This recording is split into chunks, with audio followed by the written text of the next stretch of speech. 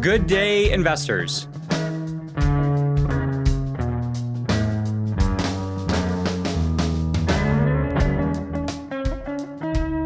Welcome to our 12th episode. And episode 12 needs to be special. Why? Because 12 is a great number. We have a special word for 12. Dozen. Tell me another number that we have a special name for. You have to go all the way up to 2,000 for that. Score doesn't count. No one uses that. And for some reason, 12 seems so much more significant than 10, even though it's not that much bigger. Tell me you worked tens of hours on a project, and I am not very impressed. But tell me that you worked on it for dozens of hours. Now that sounds like a serious investment. It's not cheaper by the 10, it's cheaper by the dozen. And don't even think about bringing 10 donuts to the office. It's a dozen or bust. And most importantly, at least for the purpose of this episode, 12 is the most common number of reps performed in the gym. I have no scientific way of proving this, but those of you who have spent much time in the gym know that I am right. 8 to 10 reps is fine, but it doesn't quite feel like it was enough. 4 to 6 reps is great for building strength, but you have to go so stinking heavy on the lift for that rep range to be effective. And it takes a lot to hype yourself up for it, to even do it. 14 to 20 reps is great for hypertrophy, but man, it just takes so long to get to 16, 18, 20 reps. And the first 10 are pretty easy, and then those last 6 or 8 reps are just torture. 12 is the sweet spot. Heavy enough for building strength, enough to really feel like you're working and getting a pump, and not so many that you are bored out of your mind or wincing in pain by the end. And that is why, for episode 12, we are focusing our discussion on exactly that. Putting in the reps. And my friends, if you want to talk about a topic that is near and dear to my heart, this is it. If you thought I liked talking about money, get ready. This isn't just analogizing investing and life to fitness, which I like to do. What we are going to do is talk through how the basic action of achieving progress in fitness is the basic action of achieving progress in pretty much everything. I could probably rename my philosophy from everything is investing to everything is reps. And, at least for this episode, instead of saying, and this applies beyond money, I get to switch things up and say, and this applies beyond lifting. Here's my thesis. In every domain of life, what is standing between where you are right now and where you want to be, what you have right now and what you want to have, who you are right now and who you want to be, are the reps that are required. And just to be sure we're on the same page, what I mean by reps are the small and repeatable actions, repetitions, that produce the eventual result. When you're working out, the workout is not the rep. The workout is made up of the reps.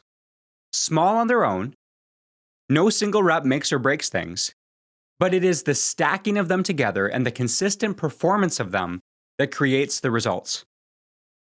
And nearly everything meaningful in life is built through repetition, consistency, and sustained practice, not through hacks, infrequent spikes of intensity, or grand gestures.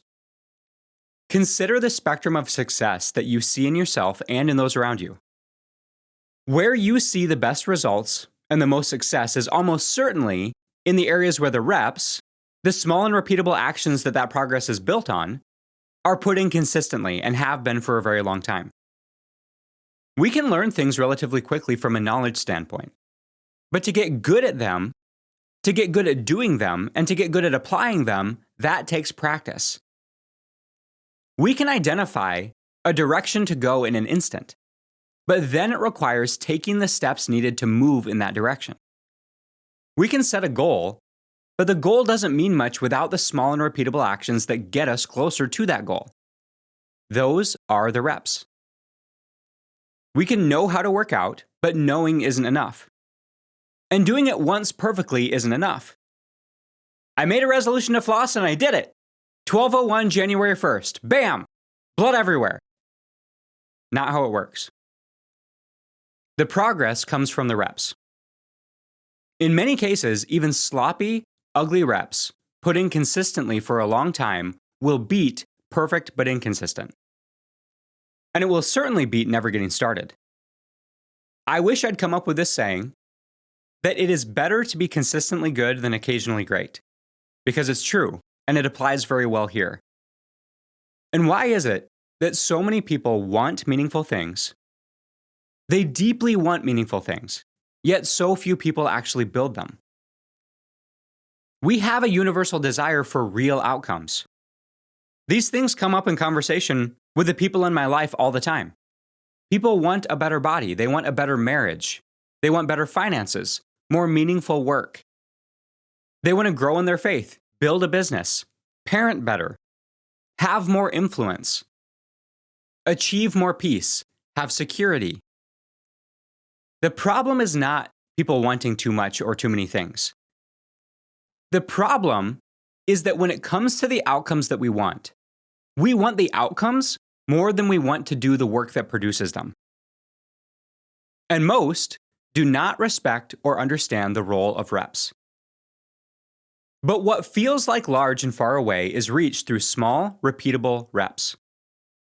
If everything is investing, then reps are one of the clearest ways that that principle shows up in daily life. We talk about wanting outcomes in our health account, in our marriage account, our work account, our parenting, our faith account, and in our financial accounts. But the outcomes do not appear because we want them. They appear because we made deposits. Reps are the building block of deposits. Every rep is a step. Every rep is a vote. Every rep is a deposit in the right account. Putting in the reps is investing. And for those people who want real, meaningful outcomes, and that's all of us, we can have them. But often, our time scale and unit of input is off. There are different versions of this phrase that you've likely heard. We overestimate what we can achieve in a month, but we underestimate what we can achieve in a year. Or another version of that is we overestimate what we can achieve in a year and underestimate what we can achieve in 5 years. The reason for that is that reps that we put in consistently expand in effectiveness as the timescale grows. Not linearly, exponentially. That is how compounding works. Consistency over a year is not 12 times better than consistency over a month. It is something much larger than that. Consistency over 5 years is not 5 times better than consistency over 1 year. It is some multiple that is larger than that because the reps compound. You can't have that ripped body tomorrow, but you can have it in 5 years. You can't fix your marriage tomorrow, but you can have it fixed a few years from now. You can't become a present father tomorrow, but you can become one over time. You can't have that profitable business tomorrow, but you can probably have one if you keep at it for long enough. You can't have that book written tomorrow, but you can have the book, the sequel, and the prequel written sooner than you think. You can't have it tomorrow, but you can earn it over time. How? Putting in the reps. Think about the areas of life that you are most proud of. The areas you've accomplished the most in. Where you are currently making the most progress in. Big outcomes are built through repeated small actions. Most meaningful things do not happen through one dramatic moment.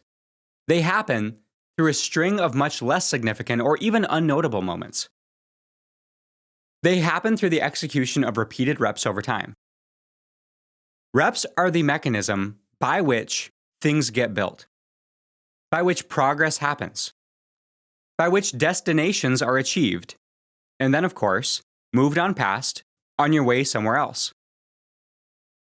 A healthy body, a strong marriage, a successful business, strong faith, good parenting, a meaningful career are all accumulated over time through reps put in.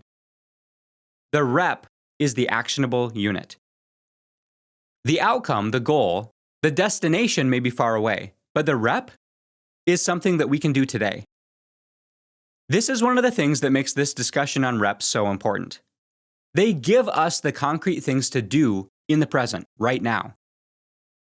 Every rep that we put in is a vote for who we want to be in the future. Every rep is a deposit in the account we want to be growing. Reps are how we fund most of the accounts that we care about. So a question might come up. You might be asking yourself, why am I not just calling them deposits? That's a fair question. For one, because the picture and the mechanism of the rep is more real and more directly applicable in most areas of life beyond money. A deposit can feel abstract and in some cases out of reach, if we're not talking specifically about money accounts. If I tell you to just go make a deposit, which I do, deposits come in all shapes and sizes. We can sometimes be uncertain if we're making the right deposits or what counts as a deposit. And one might say, okay, I get the importance of making the right deposits, but how do I put that deposit together in the first place? That is where reps come in. A rep, as we talk about it from a fitness standpoint, is the very next movement we make with our body. The next push, the next pull, the next stride, the next revolution. The very next action to perform that is available for us to do right now. Putting together a sizable deposit can feel like a hurdle, but the rep is what can be done right now. Also, when it comes to money, deposits can be big or small, and they can be paused for a long time or a period of time, and then resumed with enough intensity and size, in many cases to make up for the lack of previously made deposits. But not so with reps. Reps are different. For them to be effective, they have to be consistently invested. We can't make up for a lack of consistent reps just by putting in more or bigger reps later in a lumpy manner. We can do that with money to an extent. Think of it this way. All reps are deposits, but not all deposits are reps. Reps being those small and repeatable actions that produce the eventual result. One deposit, if big enough, can completely change the balance and trajectory of an account. But one rep almost certainly won't. But a big deposit, that account moving deposit, was made up of a whole lot of reps. One push or pull of a weight in the gym won't change your body. Unless it happens to be the one where you get injured. I hope not. One meal with your family is unlikely to have much of an impact. One page read of a book won't add much to your knowledge base. One paragraph written is not going to get you very far. And because of that, we can be tempted to think that a rep, because of the smallness of the unit, is the less important part. But those things done consistently and for long enough are what creates the eventual result. Reps are the important part. I would argue the most important part. Otherwise, what would the deposits be made out of? A workout successfully done is a deposit toward your bodily health, and it was comprised of dozens or even hundreds of reps. A book read is a deposit toward your knowledge base, and it was made up of the reps that you put in every time you picked up the book and turned the pages and were engaged with the material. A paper written is a deposit in your education, your skill development, your work product, and it was made up of the reps that you put in every time you sat down to write. By the way, I stand up a lot when I write. Is that strange? A relationship grown and strengthened is a deposit in your future together. And it was accomplished through the reps of small connections, shared interests, meaningful moments spent together. The rep is the unit. It is the building block of our deposits. And to use a money analogy to try to make sense of this fitness topic, the reps are the dollars and cents that make up the big and small deposits. Deposits and investments can feel big and abstract. Reps are simple, identifiable, doable, and repeatable. And what we do matters. I know. That's why you all listen to this podcast, to get earth-shattering truths like that. What we do matters. But the reps that we put in don't just matter in the sense that they get us the results. They also shape our identity, how we see ourselves. And how we see ourselves is a pretty big deal. Who and what we identify as has a huge impact on how we live our lives, what investments we make, the trajectory that we are on. An identity is not built by belief. It is not built by liking, not by strong feelings, not by occasionally dabbling. Identity is built by doing and doing consistently. What we do consistently and repeatedly makes us who we are. Not just functionally in terms of what we produce, but how we see ourselves. We can call ourselves anything that we like, but we ourselves and the people around us will not believe us unless we are actually doing it. Writers write, runners run, lifters lift, teachers teach, parents parent, investors invest. If we claim to be the thing, if we want to have the identity, the action that creates the identity are the consistent reps put in. Identity is earned through repeated behavior, not declared and then magically embodied. And that earning process applies not just in whether other people see us that way, but in how we see ourselves. Yes, it's easy to lie to ourselves, to tell ourselves that we are something that we aren't. But we are consistently, constantly looking for proof. Are we who we say we are? The reps provide the proof. We've talked about this before in other areas and in other ways. If we say something is important to us, but we don't invest in it, it's not actually important to us. The best that we can say is that we want it to be important to us. With reps and identity, the same applies. If we don't do the thing, we cannot claim to be the thing. At best, in that case, all we can say is that we want to be the thing. We can't claim to be a runner if we don't run and run consistently. We can't claim to be a teacher if we don't teach and teach consistently. But we can all claim to be investors, because we're doing that all the time, whether we intend to or not. So at least we all have that. Here's an example from my own life that has to do with what we're talking about right now. Podcasting. I did not become a podcaster when I published the first episode of this podcast. It was built, and it is still being built, and it started with reps. It was the last couple decades of diving into the world of investing, putting it into practice every single day, starting as a beginner, slowly building into what could eventually be called expertise. First in school, then practicing the craft of investing for myself and for my clients. It was years of teaching investing to others, with interacting with my clients and those that I help, and teaching it in the classroom. Years of discussing these ideas, building out the philosophy that is everything is investing, that eventually became this. Years of writing. So much writing. Over 1 million words written so far. Hey, I told you guys that I like tracking things. Then, after and during all that, years of recording. This podcast is what it is, which I hope is good, because nearly 200 podcasts were recorded by me before this. There was no way that episode 12 was going to be the 12th episode that I had done. It's closer to episode 212. Because of that, I don't just have the education and the background. I don't just have the skills. I don't just have the material. And boy, is there plenty of material. The biggest problem that I have is figuring out what to prioritize in terms of concepts and episode order, not developing the content. In case you were worried, I'm not running out of things to talk about anytime soon. I don't just have the examples and the stories of the people that I work with and that I help. I have all of those things together, which are the building blocks to make something like this happen. All while I'm still mostly focused on the rest of my life. My work, my family, my hobbies, my community, and my faith. What I just described are reps, in a whole lot of directions over a very long time. 20 years ago, when I just started into the world of investing, I had no idea that the reps would lead me here. Heck, I didn't even know that 5 years ago. But here we are, because those reps compounded. And it's not led me to one spot. Being in front of the microphone right now is not the point. It also led me into the classroom. It also led me in front of the clients that I work with. It also led me into the boardroom of the school that I help lead.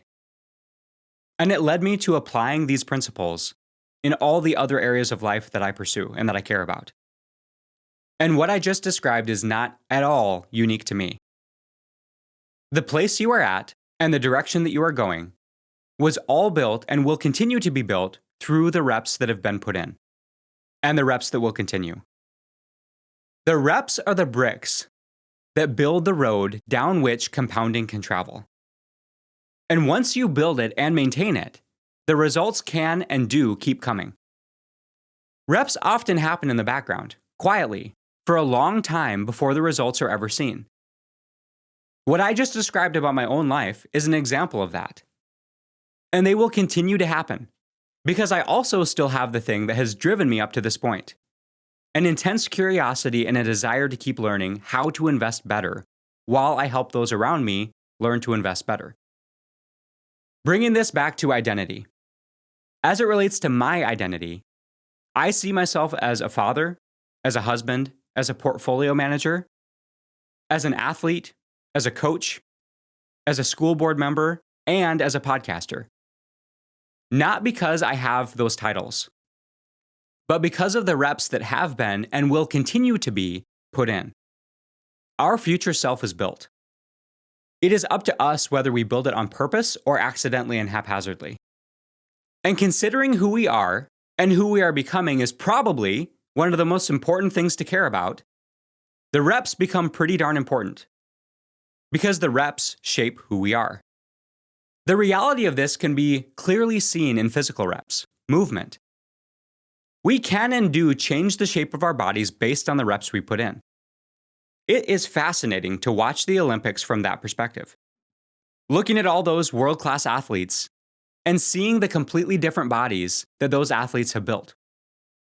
When you look at a cross-section of the athletes, let's say swimmers, rowers, gymnasts, distance runners, cyclists, and Olympic lifters, if you put them all in a lineup, you could almost certainly and pretty quickly assign which sport goes to which athlete. Because the reps that they have put in have literally shaped their body for the purpose of their sport. Yes, they had the genetics they were born with and the body shape that they were born with. They're all incredibly fit. They're all incredibly strong. But the reps that they have put in can be seen for the function and use that they have put them to work for. And the same is true not just with our physical bodies, but in every domain of life that we apply reps to. They change our shape. They shape our identity. And again, if we do not consistently put in those reps to the things that we say we care about, the best that we can say is that we want to be the thing. But even that can be a stretch if we are unwilling to practice it. If we don't have something that we are putting reps into intentionally and consistently. If we're not putting in the reps, we're not just out of shape. We don't have much of a shape. We lack a strong identity. Putting in the reps is how someone becomes someone. So, with all this talk so far about reps and how great they are, and maybe some of it sounds obvious, why aren't more people doing it? Why aren't more people consistently putting them in the areas they care about and getting those results? I think there's a number of reasons. Probably more reasons than we can get into today, but I'm going to focus on 3 main reasons of why reps are avoided, ignored, or applied inconsistently. The first reason that reps are not followed consistently is because of our bias toward the short term. We as people in general are deeply drawn towards short-term gratification, hacks, cheat codes, novelty. We want results and we want them without the hard work that generates those results over a long period of time. And reps are none of those things. At least they are none of those things after the first few weeks or months of putting in the reps. They're not novel. They don't provide short-term gratification in most cases. But that draw to the short term, toward the easy, toward the novel, is strong in all of us. It's why I have people reaching out to me pretty frequently and asking about new and novel or special investment strategies and products, like alternative assets, private equity, exclusive deals. Most of these are actually just glorified get-rich-quick schemes disguised as investment products. And they prey on that get-rich-quick thinking. Unfortunately, in most cases, these are set up for the salesperson and the fund manager to make money and for the investor to be locked in for years of mediocre returns. There's an irony to that. Get-rich-quick schemes are more often solutions to getting poor quick or staying poor for the long term. Most of them are rooted in that shortcut mentality. There is such a pull toward the shortcut, the hack, the cheat code. The lottery plays on this very strongly and very effectively. The promise of that chance of riches, but the guarantee of just being poorer. We see this with crash diets and get a six-pack in 60 days workout programming. We see this with how AI is applied in education. An incredibly powerful tool that can augment and enhance our learning that is, unfortunately, mostly just applied to cheating. We see this in influencer culture. A whole lot of people that have done nothing influential in their lives have not built a useful skill set, but want to influence others towards something, mostly to just get attention. The problem is that this default toward the shortcut puts us at odds with making progress in nearly everything meaningful in life. Progress through reps takes a long time. Progress can be faster at times, but it's slow overall. We want the results and we want them now. And results are there to be had. But the most meaningful results are not available right now. They are on the other side of a daunting number of reps. The second reason that I want to focus on for why we avoid putting in reps is because there is a serious aversion to hard work in most of us. We want easy. We want progress to be comfortable. But if you spent much time in the gym, especially putting in reps in real workouts, you know that effective reps are uncomfortable most of the time. You may have heard the phrase, everything you want in life is on the other side of hard. I think that's too simplistic, but there is truth to that. We're going to dig into this in more detail specifically in the next episode. Hard for the sake of hard doesn't make sense in most cases, especially when there is an easier and more effective way. I'm not going to do something hard but ineffective when there is a less hard but more effective way of doing it. I'm not insane, at least not in that way. So putting in the reps is not just about doing hard work, but reps require repeated action, intentional effort, sustained practice, and continued investment. Small deposits that compound into transformation. So the point is not to be hard, but effective reps put in consistently over time is challenging. There's no getting around the fact that putting in reps to the point of getting results is hard, even if it's just the discipline and patience required to keep putting them in for long enough to see results show up. And we as people have an aversion to what is hard. But if we can learn to like the process, if we can learn to like hard work, that is a superpower. If we can learn how to lean into challenge and learn to like it, that provides an edge that we aren't likely to develop in any other way. Learn to like hard, and you will be formidable and effective. At least that's what I teach my investment students. The third reason that I'd like to cover today for why we don't put in reps consistently is that we don't like being bad at things. We don't like being a beginner. Recall back to our discussion on our attitude about learning in our poor versus wealthy mindset episodes. Episodes 4, 5, and 6. Being a beginner feels bad because we start out being bad at it. And we don't like that uncomfortable feeling. But the great thing about this is that there is a cure for it. You might have guessed it already. Putting in the reps. By putting in the reps, we get better over time. We build confidence through improvement and success. We build competence through failing, learning that we can survive it, adjusting, and then trying it again. We get to avoid the big discomforts that life can force on us by embracing the small discomforts of effective reps that we choose. Growth is staged, gradual, and often awkward. That is the process of learning. I'll talk in more depth in the future, at some point, about what I call the beginner to expert continuum. We start off as a beginner. We can eventually move into proficiency, And we have to practice in that proficiency for a very long time to move into expertise. Again, maybe obvious, nothing groundbreaking, but it is a truth that we have to keep firmly in mind if we want to make progress.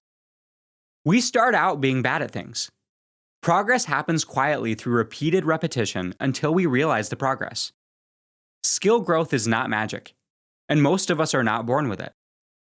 And we often learn more through failure than we do through success. We intuitively understand this with language because we have all walked that path ourselves. We don't remember most of it, but we can see it in the little ones around us. Our path from complete ineptitude to impressively skillful is perfectly displayed in the kids around us and in their development of spoken language. We start out completely inept, but then through sheer volume of exposure and of practice, of correction and repetition, we become proficient, and eventually, and pretty early on, we become expert at spoken language. And this just happens in the background. Even those of us as parents can take it for granted. And this is on display in so many areas beyond language, especially in our kids, and it is an incredible thing to behold. Kids, toddlers, babies go from complete beginner in language, in movement, in social interaction, to impressively proficient within just a few years because of the consistent practice, the reps put in. And they don't quit. One of the reasons they don't quit is because, thankfully, the mechanism for and toward embarrassment at failure doesn't emerge in us until much later. In most cases, thankfully, not until school age, which is wonderful because one of the things that keeps us adults from learning and keeps us from repeating after failure is embarrassment. We don't like being bad at things, but we especially don't like being seen being bad at things. But we've all seen that little guy, that toddler, falling on their butt after practicing walking, and even though the people around them laugh because it's funny to watch, the little toddler doesn't care. They stand right back up, they pull themselves back up, and they try again. And if we can set aside our fear of failure, our fear of embarrassment, that frustration that sets in when we don't do something well or perfectly the first time, that is a massive unlock to learning and accelerating our progress on the beginner to expert continuum. No one starts excellent. No one begins with mastery. People become the thing they want to become through putting in the reps. Okay, now I want to address this question. How many reps? This is a question that I'm asked pretty often in the gym. I love working out with people. I also love working out by myself, but at least a few times a month, I work out with a friend. And if I'm really lucky, a few times a year, even my wife agrees to work out with me. She works out most days, sometimes more consistently than I do, but not with me. At least not yet. I'm working on changing that. I am persistent and I'm not giving up. And I will report back to you at some point in the future on my progress. I will keep putting in the reps. But a question that comes up when I'm working out with friends is, how many reps? If we're doing a given exercise, they want to know how many reps they should be doing. And for many of them listening to this right now, they may be smirking to themselves because they know what my answer is going to be. The answer is all of them. I don't want to give a prescription, a specific rep number. I may tell someone that I'm training with that they should be lifting a weight that is heavy enough that they're going to fail or be done in the 12 to 16 rep range or the 8 to 10 rep range. But that is for us to find the weight, not just target a number of reps and then be done. Because if we have a number in mind, oftentimes we are going to stop when we get there, even if we had more in the tank. And that is why my most common answer to the question, how many reps, is all of them. What I see pretty commonly in the gym, not with my buddies I work out with, other people. My lifting buddies are legit. But what I see in the gym routinely is people setting down the weight as soon as it starts feeling hard. But those hard reps at the end is where the results live. You put in reps 1 through 9 so that reps 10, 11, and 12 can be the hard and effective ones. I don't have specific proof for this when it comes to exercise. Maybe there's an exercise scientist out there that does, but I believe that the best those easy reps at the beginning can do is maintain what we already have. If we want progress, we have to really lean into the hard and grindy reps. The reps where we can still do, but we don't want to. I heard Arnold Schwarzenegger talk about those grindy reps. He was actually quoting Muhammad Ali talking about his own training, where he said, "I don't count my sit-ups. I only start counting when it hurts." I just tried recording that in the Arnold accent, and it was terrible. You're welcome for saving you from that. And this applies to the progress that we are looking for outside the gym as well. This doesn't just apply to fitness. We don't need to push to the point of injury or burnout, but we do need to push into discomfort. Many times, we want to know the number of reps so that we know when we can stop while still looking like we did the hard work. But looking like you did the hard work is not useful. Doing the hard work is what gets the results. And that's why my answer for how many reps is all of them. As many reps as it takes, probably for longer than you think, ideally forever. And don't worry, the forever part doesn't apply to the context of a single workout. The reps have to stop for the set to be done, but it does apply to our approach of working out and in many other areas where reps apply to overall in life. Because the reps have to continue. They have to be repeated into the future for the results to show up and then for the results to be persistent. Reps are not just how we start something and how we finish something. They are how we make sure that that progress remains and continues. And that persistence and continuing part is one of the most important parts that we need to talk about. Because the places where the most meaningful results exist and can be achieved are in the infinite endeavors that we pursue in life. Marriage, health, faith, parenting, our character. These are areas where reps are the most important part, and the consistency of the reps is the most important part. This also means that the answer to how many reps is not enough reps to arrive, but rather enough reps to arrive, to stay, and to keep going. Which is why, when you ask the question, how many reps, the best answer is all of them. Meaningful things do not build themselves. Wanting is not enough. Reps are how we start something, how we finish something, and how we keep it going. And you want to know one of the best things about putting in the reps? You don't have to have a specific goal in mind. As long as you are putting in the reps that align with your overall direction, results will happen. They will show up, regardless of whether there was a goal to begin with. This is related to what James Clear talks about in his book, Atomic Habits. Which is more important, the goal or the habit? You can still get progress without goals if the habits are in place and performed. But goals without habits, without the action, without the reps, are not worth much. Having goals without reps is a recipe for feeling like a failure and being demotivated and demoralized. You know the underdog stories that we all love? Rocky, Rudy, the Karate Kid? They all had their goal, but they all got to the point of understanding that the way to get there, to achieve their goal, is putting in the reps. All of them. But the thing about those and many other movies is that they fast forward through the most important part, the months and years of monotonous, repetitive training. It's that classic training montage scene in the movie.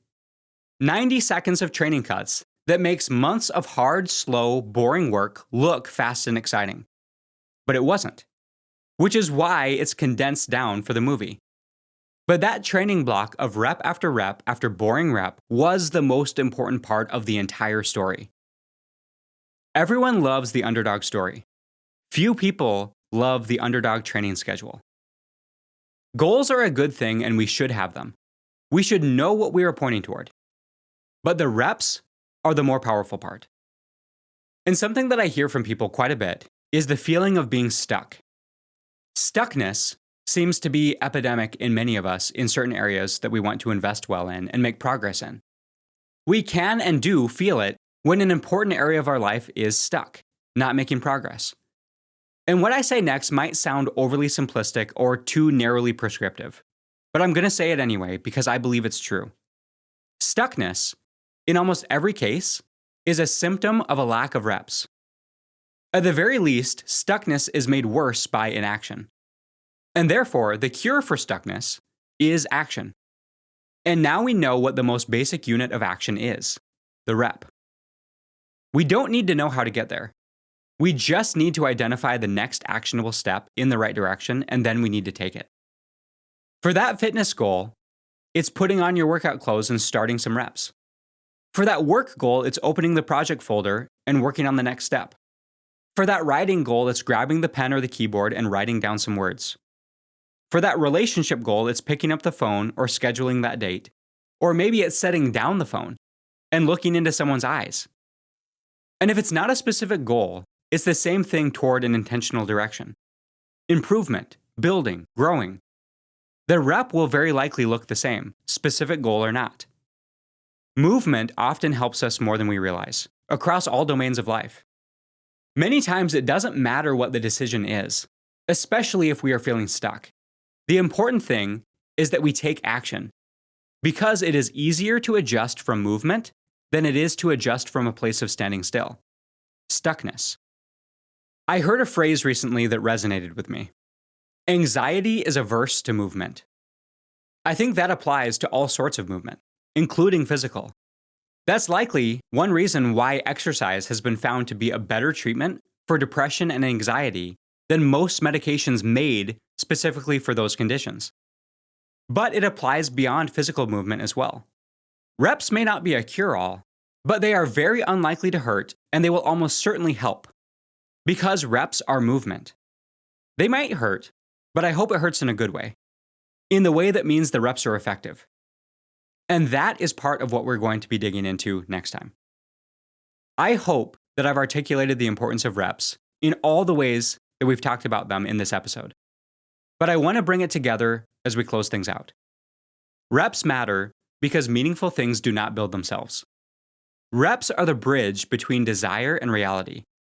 Reps are what makes us who we are more than what we believe or how we feel. And if we don't do the reps, we will spend our lives wanting outcomes that were never built. Our next episode is going to be much more applied, and it will continue our discussion on reps. But as we close this out, I want you to pick one area of life that matters to you but you feel stuck in. And once you've identified that area, stop obsessing over the end result, at least for now.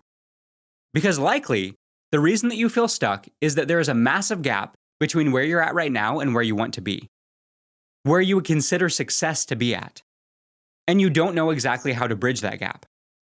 And instead of thinking about the gap between where you are right now and where you want to be, ask yourself, chunked down to the most basic unit of movement, what is the next step in the right direction? What is the repeatable action that, if done consistently enough for long enough, it will at least help me move in the right direction? And even if it's not in the perfectly right direction, it will create movement, which is easier to adjust from than that position of being stuck. That next, small, repeatable action is the rep. And we will dig more into that in detail next time. Okay, thank you for investing in yourself and in those around you. I will talk to you next time.